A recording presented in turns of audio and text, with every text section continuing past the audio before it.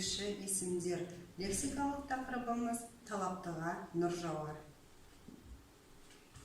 Көмекші есімдер лексикалық мағынасынан айырыла бастаған сөйлемде зат есімдермен тіркесіп, яғни зат есімдермен бірге қолданылатын сөздерді көмекші есімдер деп атаймыз. Мысалы, алды, арты, маңы, қасы, жаны, сырты, іші, асты, үсті деген сөздер көмекші есімдер болып табылады.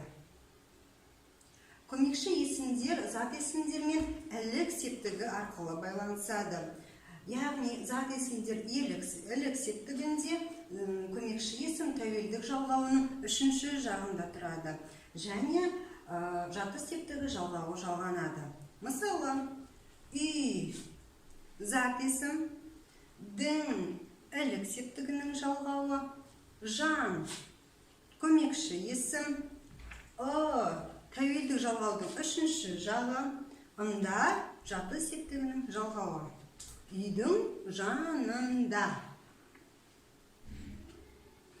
Мысалы, үстелдің үстінде, үстелдің астында, қораптың алдында, қораптың артында, қораптың ішінде, қораптың сыртында, қорап пен үстелдің ортасында, арасында, тағы сол сияқты.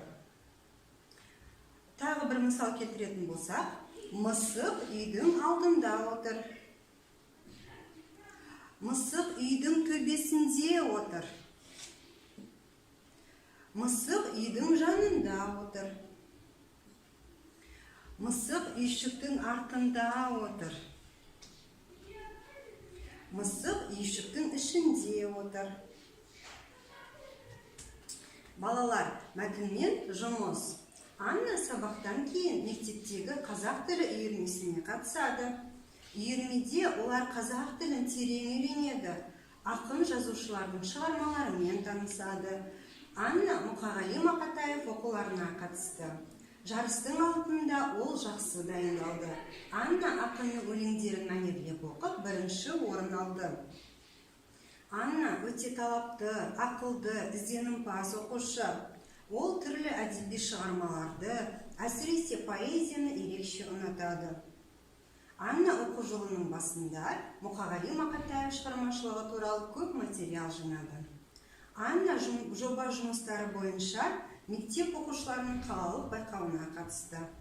Байқауда терең білімін, тіл байлығын, шешендік өнерін көрсетіп, жеңімпаз атанды.